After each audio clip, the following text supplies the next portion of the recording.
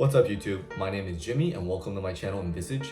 In today's lesson, we will discuss the overview of the HIV life cycle, followed by the HIV class medication side effect, and then the manifestation of low CD4 positive T cell count, and finally the acronym to memorize the drugs within the HIV space. The HIV, or human immunodeficiency virus, is a virus that weakens the immune system by destroying a type of white blood cell. These white blood cells are known as the CD4 positive T white blood cell. We can envision the CD4 positive T white blood cell like the infantry outside of a castle. These infantries protect the castle like how these white blood cells will protect the body.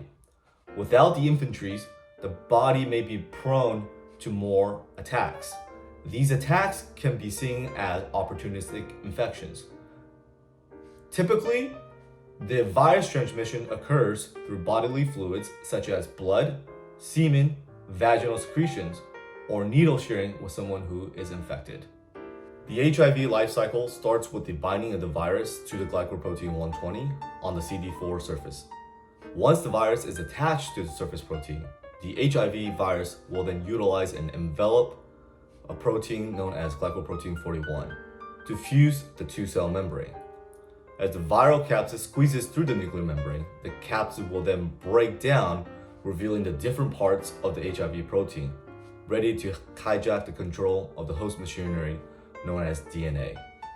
The virus will first utilize reverse transcriptase, which is an enzyme to convert its own RNA genome into DNA.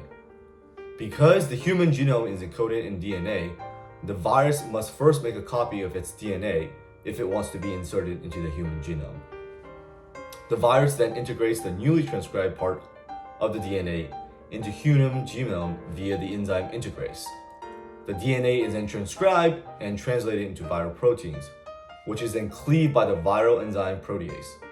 Protease cleaves viral protein individual components, allowing the virus to bud off from the original cell to infect newly CD4 positive T cells.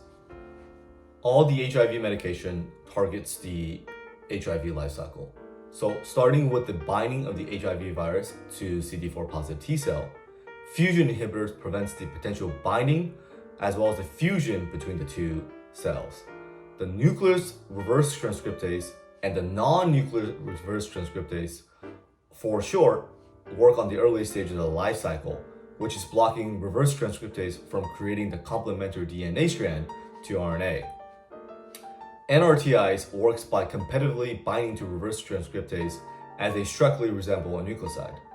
And NRTIs non-competitively bind to the reverse transcriptase itself, perhaps through allosteric inhibition, which alters the enzymatic pocket. Integrase inhibition prevents the integration of the viral DNA into human genome. Protease inhibitors prevent the packaging of the viral DNA once it has been transcribed, and as a result, prevents the further dissemination of the virus. Finally, capsid inhibitors are a new class of medication that has multiple mechanisms of action, and that plays a pivotal role in both the reverse transcription process as well as the assembly of the HIV virus. So capsid inhibitors binds to the capsid monomer proteins that makes up the pentamer of the capsid of the virus protein. So normally the capsid must squeeze through the nuclear pore before the breakdown of the capsid, exposing the inner machinery of the HIV virus, such as reverse transcriptase, integrase, and protease. But because the addition of the capsid inhibitor binding to the capsid monomers, the structure actually becomes more rigid, and as a result, these capsid may not be able to squeeze through the nuclear pore, thereby preventing the displacement of the machinery used for replication. So the rigid structure also makes it hard for the protease enzyme to break down into smaller components that are used to further infect C-positive CD4 T cells. So the HIV mechanism of action may be a little bit complicated. So let's provide another example that may be a little bit easier to envision. I loved playing with Legos when I was younger, so let's imagine opening a box of Legos. The individual pieces of Legos will symbolize units of nucleoside, and I'll explain the mechanism of action of all the drugs in terms of Lego pieces. So Fusion inhibitors can be seen as the inherent inability to open the box set of Legos. We, as the HIV virus, are not able to gain access to the pieces of the Lego set. Next, the NRTI and an NRTI can be envisioned as the individual pieces of the Lego that are interconnected to each other. An NRTI in this example is the interconnectability that is disrupted between the pieces. So for example, Lego pieces are supposed to be attached to each other via studs, which are the cylindrical bumps that are on top of most Lego bricks that holds each other. However, what if these pieces were cone-shaped instead? Well, in that case, the Lego bricks would not be able to hold on to each other. And this is very much like the chain of amino acid, where the disruption in bonding may ultimately affect the formation of specific amino acids and, as a result, affect the protein folding. Similarly, in the same example, the NRTIs can be seen as the misshaped Lego block, where the misshape of the block affect the stud shape, which then ultimately further prevents the building on top of it. The integrase inhibitor can be seen as part of the Lego not being able to integrate to the bigger part of the Lego set. The protease inhibitor can be envisioned as the pieces of the Lego that were not cut properly. So imagine taking out the Lego set and some of the pieces are still stuck together despite trying to break them apart. The machine that was not able to cut the Lego pieces properly parallels that of the protease inhibitor, where they're not able to cleave the viral proteins properly. And without properly cleaving the viral proteins, these proteins cannot properly assemble to form the machinery to infect the CD4 positive T cells. Next, I have provided a class drug side effects for each of the mechanisms of action of the HIV, but to keep the video a little bit shorter, feel free to pause to review the side effects within each of the medication class. Ultimately, the goal of the HIV medication is to reduce high viral load and prevent virus replication, reduce HIV transmissions to others, and reduce complications from HIV by restoring CD4 positive T cell count by utilizing the HAART therapy. So the HAART therapy stands for highly active antiviral therapy. HAART therapy is a combination of 3 or more antiviral drugs that provides a high barrier to resistance that takes into account of the patient's individual bases, drug tolerability, drug interactions, and viral resistance. So off to the right are some combinations of the HIV therapy to decrease pill burden as well as to increase patients' adherence to taking the medication.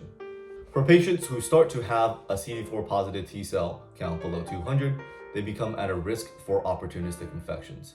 So opportunist infections are caused by microorganisms that normally do not cause any disease in healthy individuals, but will take advantage of the weakened immune system to cause an illness. So we need to prophylax against specific microorganism at a specific level of CD4 positive T cell. For 200 or less, pneumocystis is a pathogen that we need to be prophylaxing against. For CD4 count under 150, histoplasma is the pathogen that we need to prophylax against. For CD4 count below 100, both toxoplasma as well as cryptococcus is the pathogen that we need to be prophylaxing against. And finally, for CD4 positive T cell count under 50, Mycobacterium avium complex is the pathogen that we need to prophylax against. If we do not prophylax against Mycobacterium avium complex, patients are more prone to develop pneumonia as well as bronchitis. To summarize the different classes of medication with the HIV disease state, we will use the acronym NERD down to make friends by selling DZT. So in the following picture, we can see that this nerdy professor is trying to make friends with our character by selling Dragon Ball Z cards. Okay, let's now break down each of the components within this acronym. NERD stands for all the drugs within the NRTI class. N stands for nevirapine, E stands for itravirin or Intalens, R for rivaroxaban, D for doravirine, and E for efavirenz or Sestiva. So out of all those drugs, Sestiva should be taken on an empty stomach. So how do we remember this? Well, the first E within NERD stands for Intalens, and the second E stands for Sestiva. and the letter before Sestiva is D. So by brand name, Insulin comes before Sestiva. D within NERD stands for dinner. So after dinner, one is probably pretty full. Therefore, you should take Sestiva on an empty stomach. And effervescence is before dinner, so effervescence is taken with food. Down to make friends is actually the first letter for all the medication within the protease inhibitors that has a sulfur moiety. D for darunavir, T for taprenavir, and F for fosaprenovir. DZT cell is actually all the medication within the NRTI class. D for diadenosine, Z for zidovudine, T for tenofovir, S for stavudine, L for lamivudine, and E for emtricitabine. And finally, if we zoom in to the box of Dragon Ball Z cards, we can actually see that Dragon Ball Z cards are for ages of 5 and above. The number 5 should remind us of CCR5, which is a protein located on the surface of CD4 positive T cell.